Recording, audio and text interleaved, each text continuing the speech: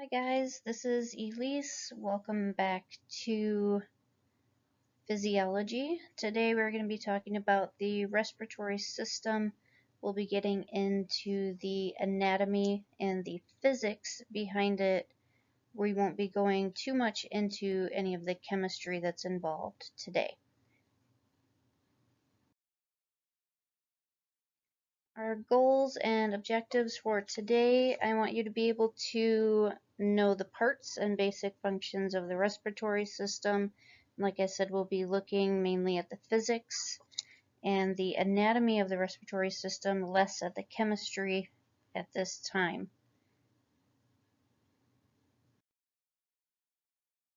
So humans have recognized the importance of breathing for a very long time, but our understanding of the mechanism of respiration and how it works has only emerged recently. So the United States is actually older than our discovery and naming of oxygen.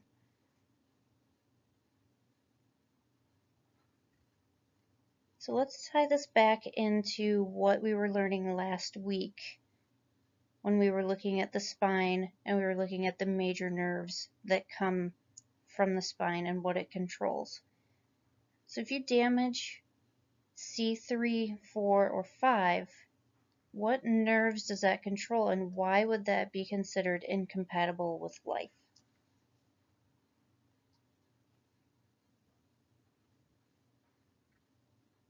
Yes, the C3, 4, and 5 control the phrenic nerves, which controls the diaphragm. If you can't move the diaphragm, then you can't breathe.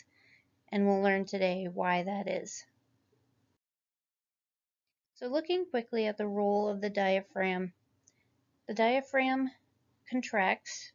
It generates a force that increases the thoracic volume because it moves down and away from the lungs. This decreases the pressure inside the thoracic cavity, which creates a low pressure area where air flows in, and that's considered inspiration.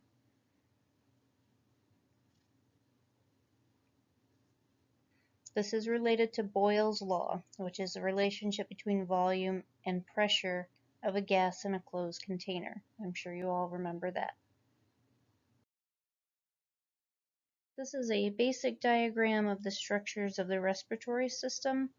Today we will be looking at the lower respiratory tract, but I do want you to be able to label everything in this diagram by the end of the course.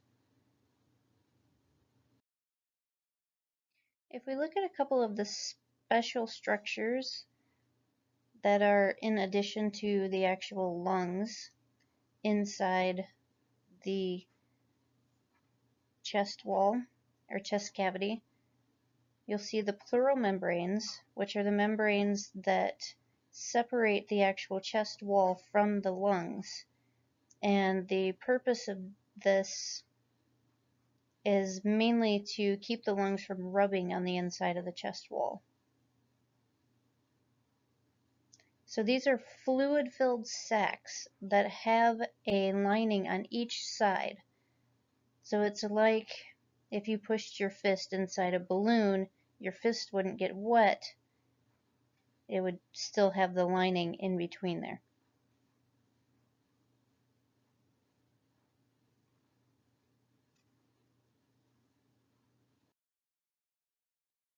Another special structure is the mucociliary escalator. This moves irritants, pollen, anything that gets inside your lungs that shouldn't. It moves it up and into the digestive tract.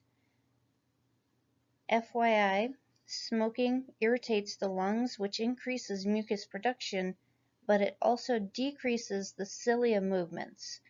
So it can't move the mucus up on its own. Smokers have to cough up the mucus to clear it, which is why they have a chronic cough. The mucociliary escalator works all the way down through the respiratory zones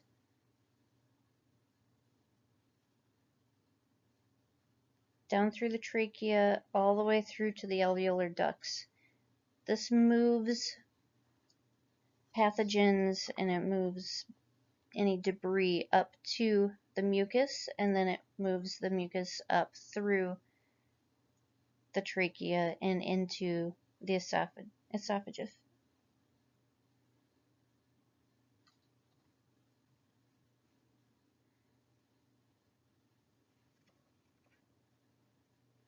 The upper parts of the airway are called the conducting zone. This is between the trachea and the terminal bronchioles.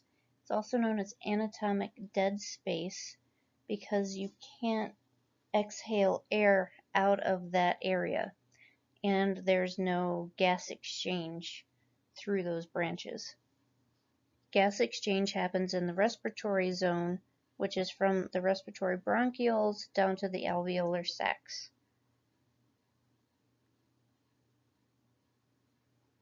And you'll also notice that the top few branches of the conducting zone have cartilage. And the purpose of this cartilage is to keep the trachea and the bronchi open. If the cartilage wasn't there, every time you breathe out, those tubes would collapse like a balloon, and it would take a lot of force to reopen them every time you needed to breathe in.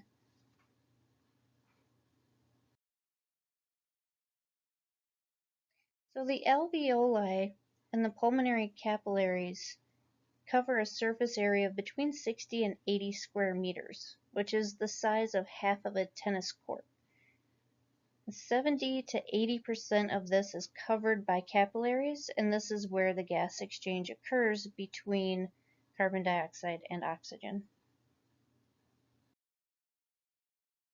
If we zoom in a little into the alveolar space, we'll see that there's a layer of fluid between the alveolar cells and the air.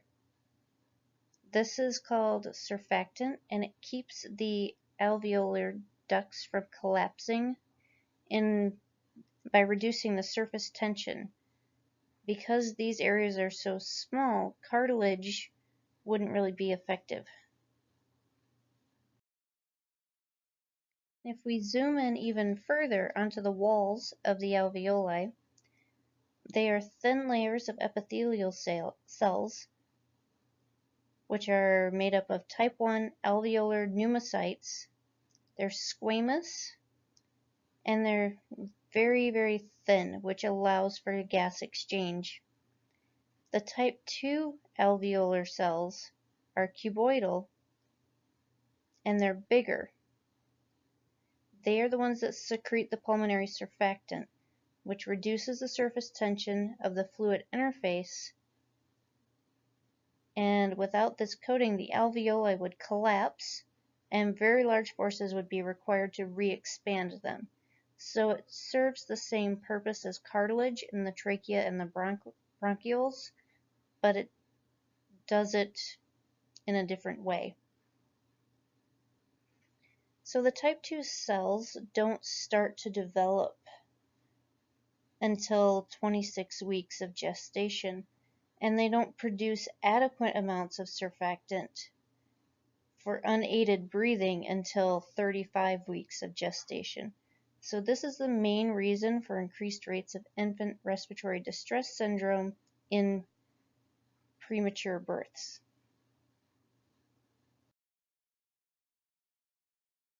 So these are the things that I want you to have kind of in the back of your mind while we're going through this lecture.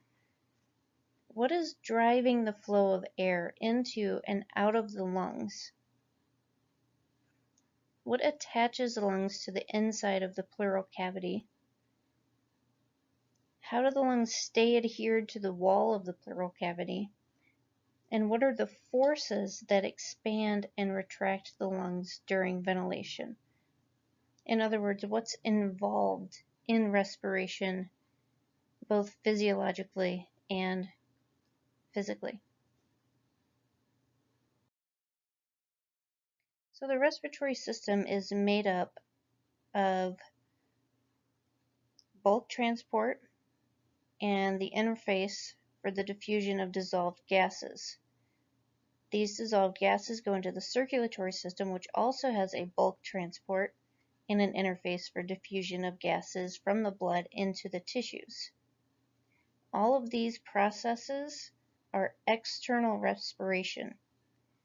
Internal respiration is the consumption of oxygen by individual cells to produce ATP.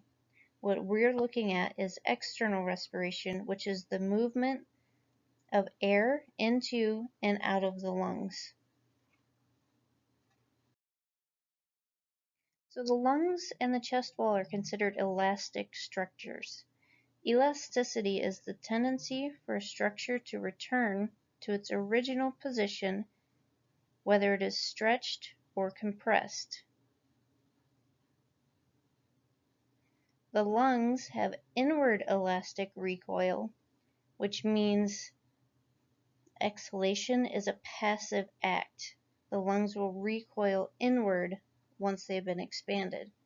The chest wall has an outward elastic recoil, which means your ribs expand as your diaphragm moves down. The forces generated by their elastic properties are in opposition to each other. Recoil and compliance are two different things, but they're related in a way. So compliance is the ability to stretch or compress a structure. A balloon is pretty easy to blow up. It has a large ability to stretch. A hot water bottle, on the other hand, is extremely hard to blow up. It has a very low compliance. Don't confuse compliance with elastic recoil. Compliance is how much the object complies with changes in pressure.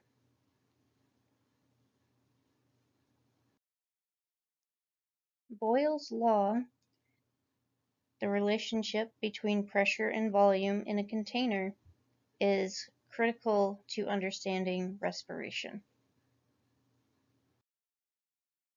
Ohm's law is also critical, but it's looking at the flow and the driving force, which is what explains the difference in the movement of air and the difference in pressure so that you can calculate the airflow.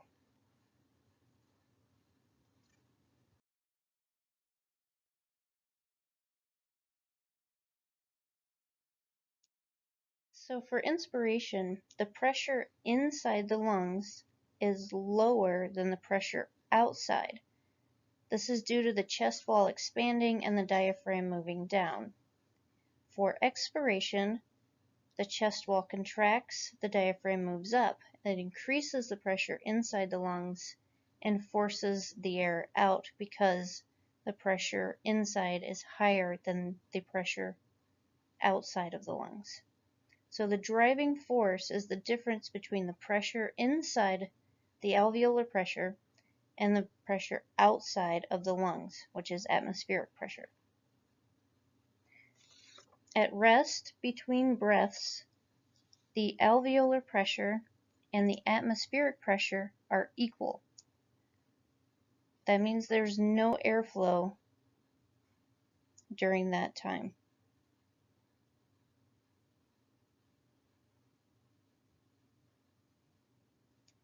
So why don't the lungs collapse after you breathe out?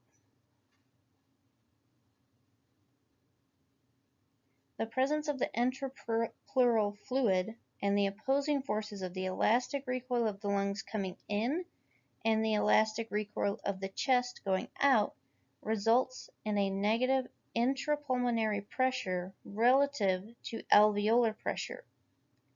As a result, the lungs remain expanded instead of having all the alveoli collapse. This is aided by the surfactant. The intrapleural pressure is always lower than alveolar pressure unless the lung has been collapsed. So these are some of the pressures that are related to ventilation. I don't want to get too much into them because we're going to go over them more in depth later. But we have transpulmonary pressure, which is the difference between the alveolar and the intrapleural pressure. The trans-chest wall pressure, which is the difference between the intrapleural and the atmospheric pressure. And the trans-respiratory pressure, which is the difference between alveolar and atmospheric pressure.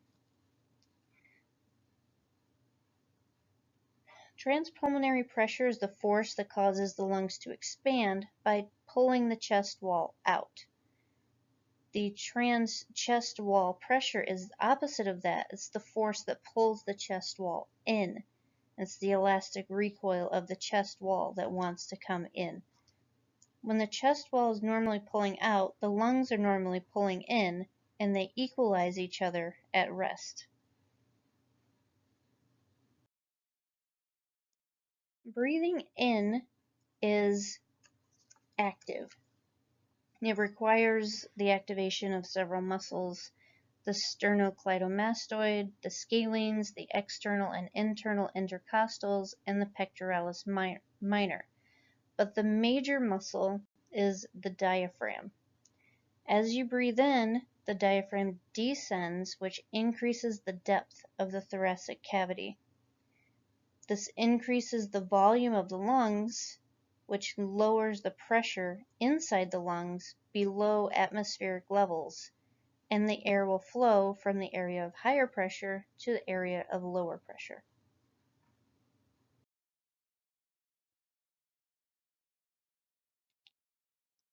So as the chest wall expands, the alveolar pressure goes below atmospheric pressure.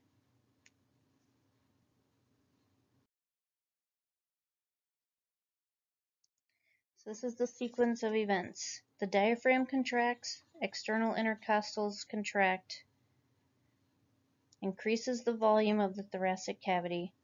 The diaphragm moves down, the rib cage moves up and out. The chest wall moves briefly away from the lung wall. The intrapleural pressure decreases, becomes more subatmospheric, which just means lower than the atmospheric pressure. The transpulmonary pressure increases. This is a difference between pushing outward on the lung wall and is greater than the lung's elastic recoil. The alveolar volume increases, so the lung wall follows the chest wall outward. Alveolar pressure decreases because the volume increased. Now the atmospheric pressure is greater than the alveolar pressure. Air flows into the alveoli because air flows from higher to lower pressure, and the alveolar pressure increases until it is equal with the atmospheric pressure. Expiration is a passive act. As you relax those muscles, the diaphragm moves up, the chest wall moves in, and that decreases the volume of the alveoli, which increases the pressure above atmospheric pressure. Squeezes it out.